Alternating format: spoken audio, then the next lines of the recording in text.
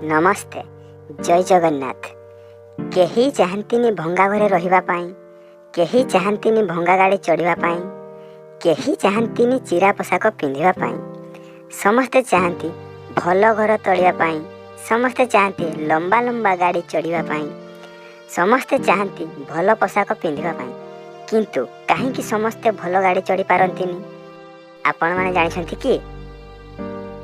शुणन्तु, एही सुंदर कहानी आपणक जीवन रेखा को भाग्य को बदलाई देव बोली मोर आशा आउ विश्वास। आपण समस्त को मोर निवेदन, आपण माने जदि आपणक जीवन रेखा को बदलाइबा पई चाहुछन्ति कहानीटी को शेष पर्यंत देखंतु। थरे गरीब बापा माँ जन्म करथिबा गोटे पुओ, जो पुओ उच्च शिक्षित होई मध्य चाकरी आशारे एणे तेणे घुरी बुलु थाए। दिने सहरु खबर आसिला आज तम इंटरव्यू अच्छी, तमे इंटरव्यू देवा को आस। गाँव रे थिबा गोटे छोट आश्रम रे पिलाटी पहुंची बाबा को प्रणाम कला। कहला, बाबा जेते इंटरव्यू हेले मध्य मु चाकरी पाउनी। बाबा एबे जो कथा कहिले आमे समस्त सुनिबा कथा। मनीष जदि विश्वासर सहित श्रद्धार सहित जो कर्म करे से निश्चय जीवन सफलता पाए। मनीष जो कथा हृदय चिंता करे, जदि से कथा को कार्य रूपांतरित करे से निश्चय सफलता पाए। सही लोक सफलता थाए जहाँ पाखरे 6टा गुण थाए।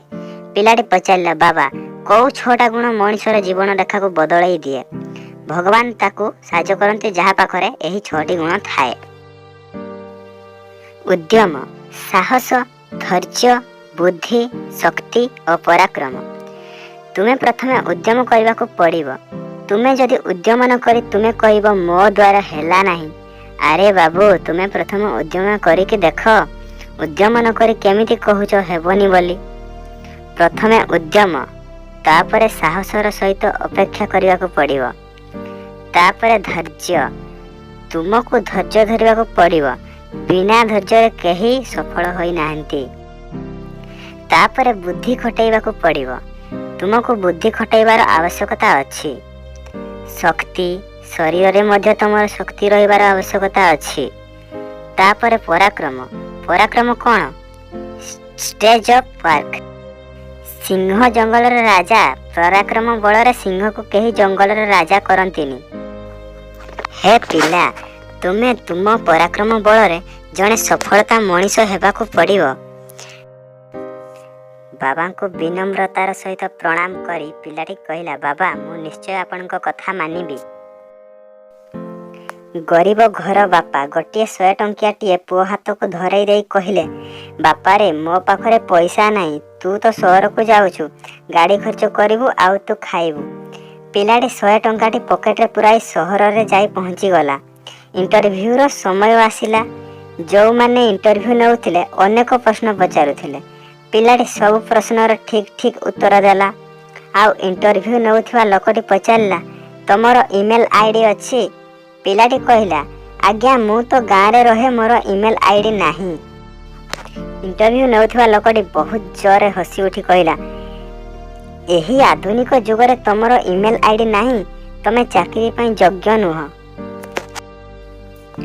पिलाटी मन दुखरे अति नियम्रण होई चली आसिला। भाविला, भोक होउची, बस रे तो 50 टंका देई देइची, पाखरे तो 50 टंका अछि, कोन करिवि? एई कथा चिंता करी मते घर को फेरिबार अछि। 10 टंकार गोटे बिस्कुट खाइबा पई चिंता करी गोटे दुकान पाखरे जाई ठिया हैला। आउ 10 टंकाटी दुकानी भाई को बढ़ाई देला। भाईना गोटे बिस्कुट देबो कि? भाईना जते बड़े बिस्कुटटी बढ़ाई देइछंती, डाहाण पाखरे देखिले गोटे छोट भिकारी पिलाटे हाथ पकई मागुची बिस्कुट खाइबा पई, ता पाखरे पैसा नाही। पिलाटी अति विनम्रतार सहित बिस्कुटटी को से पिलाटी को बढ़ाई देला। किछि न हेले पानी टिके पी देई गाँ को जाई घरे किछि खाई देबी। पिलाटी चली गला पानी पीबाकू। पिलाटी देखिला गोटे मनी पर्सटी पड़ीछि। आउ से मनी पर्सटी को उठाई देखिला पर्स भितरे 10,000 टंका अछि। चिंता कला कौन करिवि, यहाँ को घर को नहीं चली जीवी ना कहा को देई देवी। एई कथा चिंता करू करू देखिला पर्स भितरे गोटे आधार कार्ड अछि। आउ से आधार कार्ड रे फोन न लेखा होईछि। ପିଲାଟି ଗୋଟିଏ ଲୋକଙ୍କୁ ବିନମ୍ରତାର ସହିତ ଫୋନଟେ ମାଗିଲା ଆଉ ସେଇ ନମ୍ବରରେ କଲ୍ କଲା। ହ୍ୟାଲୋ, ଆପଣ ଏହି ଲୋକ କହୁଛନ୍ତି? ଆପଣଙ୍କର ଗୋଟିଏ ମନି ପୋଷ୍ଟ ପାଇଯାଇଛି। ସେ ଲୋକଟି କହିଲା, ଆପଣ ଥାଆନ୍ତୁ, ମୁଁ 10 ମିନିଟରେ ପହଞ୍ଚୁଛି। ସେହି ଲୋକଟି 10 ମିନିଟ ପରେ ପହଞ୍ଚିଲା ସେଇଠି ଯେଉଁଠାରେ ତା ପୋଷ୍ଟଟି ଗଳି ପଡ଼ିଥିଲା। ପିଲାଟିକୁ ସେହି ଲୋକଟି କୁଣ୍ଢେଇ ପକାଇ କହିଲା, ଯାହା ହେଉ ମୋ ଜୀବନ ବଞ୍ଚାଇ ଦେଲ। ମୋ ସ୍ତ୍ରୀ ଅପରେସନ ପାଇଁ ମୁଁ 10,000 ଟଙ୍କା ମୁଁ ନେଇ ଯାଉଥିଲି। ତମ ପାଇଁ ମୋ ସ୍ତ୍ରୀର ଜୀବନ ବଞ୍ଚିଯିବ। ଖୁସିରେ 500 ଟଙ୍କା ସେଇ ପିଲା ହାତକୁ ବଢ଼େଇ ଦେଲା। ପିଲାଟି ଯେତେ ମନା କରୁଥାଏ ସେ ଲୋକଟି ବାଧ୍ୟ କଲା 500 ଟଙ୍କା ରଖିବା ପାଇଁ।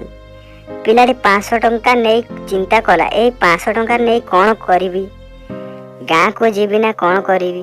ସେ ଭାବିଲା, ମୁଁ ଆଜି ଗାଁକୁ ଯିବିନି, ଏଇ 500 ଟଙ୍କାରେ କ'ଣ କରିବି? এই କଥା ବସି ଚିନ୍ତା କରୁଥାଏ। ହଠାତ୍ କିଛି ଫଳ ଦୋକାନୀ ଭାଇଙ୍କ ଉପରେ ନଜର ପଡ଼ିଲା। ସେମାନେ ଫଳ ଗୋଦାମରୁ ଫଳ ନେଇ ଯାଉଛନ୍ତି। ଯଦି ମୁଁ 500 ଟଙ୍କାରେ ଫଳ କିଣି ବିକ୍ରି କରିବି, କିଛି ତ କରିପାରିବି। ଆଉ ତାପରେ ସେ 500 ଟଙ୍କାରେ ଫଳ କିଣି 800 ଟଙ୍କାରେ ବିକ୍ରି କରି ସନ୍ଧ୍ୟାରେ ଘରକୁ ଫେରିଲା। ଆଉ ବାପାଙ୍କୁ ମିଛ କଥା କହିଲା, ମୋର ଚାକିରି ହୋଇଯାଇଛି, କାଲି ସକାଳେ ଯିବାକୁ ପଡ଼ିବ। ପୁଣି ସେଇ ସହରରେ ପହଞ୍ଚିଗଲା। 800 ଟଙ୍କାରେ ଫଳ କିଣି 1200 ଟଙ୍କାରେ ବିକ୍ରି କଲା। ପରଦିନ 1200 ଟଙ୍କାରେ ଫଳ କିଣି 1500 ଟଙ୍କାରେ ବିକ୍ରି କଲା। ଗୋଟିଏ ମାସରେ ତାର ରୋଜଗାର 5000ରେ ପହଞ୍ଚିଗଲା। ଆଉ ସେ ଗୋଟିଏ ମାସ ଭିତରେ ଗୋଟିଏ ଫଳ ଦୋକାନ କରିପାରିଲା। ଆପଣ ଏହି କଥାକୁ ବିଶ୍ୱାସ କରିବେ କି ନାହିଁ ମୁଁ ଜାଣିନି। ଗୋଟିଏ ବର୍ଷ ଭିତରେ ଗୋଟିଏ ନୁହଁ, 4 ଗୋଟି ଫଳ ଦୋକାନ ସେହି ସହରରେ ଥିଲା। ଆଉ 5 ବର୍ଷ ଭିତରେ ସେହି ସହରର ପ୍ରତିଷ୍ଠିତ ବ୍ୟବସାୟୀ ରୂପରେ ପରିଚିତ ହୋଇପାରିଲା। ଯେତେବେଳେ ସଫଳତାର ଇଣ୍ଟରଭ୍ୟୁ ନେବା ପାଇଁ ମିଡ଼ିଆ ବାଲା ପହଞ୍ଚିଲେ ଆଉ ପଚାରିଲେ, ଆପଣ ଜଣେ ଗରିବ ମେଧାବୀ ଛାତ୍ର ଥିଲେ, କାହିଁକି ବ୍ୟବସାୟ କଲେ? ଆଉ ଏ ବ୍ୟବସାୟର ସଫଳତା ପାଇବାର ରାଜ କ'ଣ? ସେ ଲୋକଟି କହିଲା, ସବୁ ମଣିଷ ଗରିବ ହୋଇକି ଜନ୍ମ ହୋଇନଥାନ୍ତି ଏବଂ ବହୁତ ମଣିଷ ଗରିବ ହୋଇକି ଜନ୍ମ ହୋଇ ଗରିବରେ ହିଁ ମରିଯାଆନ୍ତି। କାରଣ ସେମାନେ କେବେ ଚେଷ୍ଟା କରନ୍ତିନି ସଫଳତା ପାଇବା ପାଇଁ। ଯେ ହୃଦୟର ସହିତ ଚେଷ୍ଟା କରିଛି ସେ ସଫଳ ପାଇଛି। ଯେ କେବେ ହୃଦୟର ସହିତ ଚେଷ୍ଟା କରିଛି, ଧୈର୍ଯ୍ୟ ଧରିଛି, ସେ ନିଶ୍ଚୟ ସଫଳତା ପାଇଛି।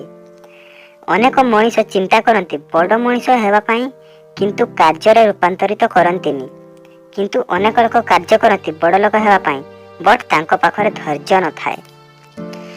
ଯେଉଁ ଲୋକ ଚିନ୍ତା କରେ, କାର୍ଯ୍ୟ କରେ, ଧୈର୍ଯ୍ୟ ଧରେ, ସେ ନିଶ୍ଚୟ ଜୀବନରେ ସଫଳତାରେ ପହଞ୍ଚେ। ଇଣ୍ଟରଭ୍ୟୁ ସରିଗଲା ପରେ ମିଡ଼ିଆ ମାନେ ପଚାରିଲେ, ଆଜ୍ଞା ଆପଣଙ୍କର ମେଲ୍ ଆଇଡି ଅଛି କି? ଆପଣଙ୍କ ମେଲ୍ ଆଇଡି ଦେଇପାରିବେ? ଆମ ଏଇ ଇଣ୍ଟରଭ୍ୟୁଟାକୁ ଆମେ ଆପଣଙ୍କ ପାଖକୁ ପଠାଇ ପାରିବୁ। ଲୋକଟି ହସିକି କହିଲା, ଯଦି ମୋ ପାଖରେ ମେଲ୍ ଆଇଡି ଥାନ୍ତା, ଆଜି ମୁଁ ଏହି ଜାଗାରେ ପହଞ୍ଚି ପାରିନଥାନ୍ତି। ମୁଁ କୌଣସି ଏକ ଘରୋଇ କମ୍ପାନୀରେ 4ର୍ଥ ଶ୍ରେଣୀର କର୍ମଚାରୀ ଚାକିରି କରିଥାନ୍ତି। ହେ ସଜ୍ଜନ ମାନେ, ଆପଣଙ୍କୁ କହିବାର ମୂଳ ଉଦ୍ଦେଶ୍ୟ, ଆମେମାନେ ପ୍ରାରବ୍ଧ ଅନୁସାରେ ଯେଉଁ ଘର ପାଇଛନ୍ତି, ବାପା ମା ପାଇଛନ୍ତି, ଯଦି ଏ ଜନ୍ମରେ ଆପଣ ପୁରୁଷାର୍ଥ କରିବେ, ପରିଶ୍ରମ କରିବେ, ଧୈର୍ଯ୍ୟ ଧରିବେ, ଆପଣ ନିଶ୍ଚୟ ସଫଳ ମଣିଷ ହୋଇକି ଛିଡ଼ା ହେବେ। ଆପଣ ନିଜକୁ ଏମିତି କରନ୍ତୁ ଯେମିତି ସମାଜ ମଧ୍ୟ ଆପଣଙ୍କୁ ସେଲ୍ୟୁଟ୍ ମାରିବ। ଏଣୁ ଆପଣ ଆଜିଠାରୁ ନିଷ୍ପତ୍ତି ନିଅନ୍ତୁ, ଆପଣ ଆପଣଙ୍କର ଲକ୍ଷ୍ୟସ୍ଥଳରେ ପହଞ୍ଚିବେ ଆଉ ଧୈର୍ଯ୍ୟ ଧରିବେ। ଗୋଟିଏ ପଥର 80 ପ୍ରହାର ଭାଙ୍ଗିବ, କିନ୍ତୁ ଯଦି ଆମେ 70 ପ୍ରହାର ମାରିକି ସେଇ ପଥର ଛାଡ଼ିକି ଆସିବା, ତାହେଲେ ଭାଙ୍ଗି ପଡ଼ିବେନି। ଯଦି ଆପଣ 80 ପ୍ରହାର ପର୍ଯ୍ୟନ୍ତ ଅପେକ୍ଷା କରିବେ, ଯେତେ ପର୍ଯ୍ୟନ୍ତ ଆପଣଙ୍କ ଜୀବନରେ ସଫଳତା ପାଇପାରି ନାହାନ୍ତି, ସେତେ ଦିନ ପର୍ଯ୍ୟନ୍ତ ଆପଣଙ୍କୁ ସଂଘର୍ଷ ଜାରି ରଖିବାକୁ ପଡ଼ିବ। ଯେଉଁଦିନ ଆପଣ ସଫଳତା ପାଇଯିବେ, ଏ ସମାଜ ବି ଆପଣଙ୍କୁ ସେଲ୍ୟୁଟ୍ କରିବ। ଆପଣମାନେ ବି ପରିଶ୍ରମ କରନ୍ତୁ, ଧୈର୍ଯ୍ୟ ଧରନ୍ତୁ, ନିଶ୍ଚୟ ଆପଣ ଆପଣଙ୍କ ଜୀବନରେ ସଫଳତାର ଶୀର୍ଷରେ ପହଞ୍ଚିବେ। ଜୟ ଜଗନ୍ନାଥ।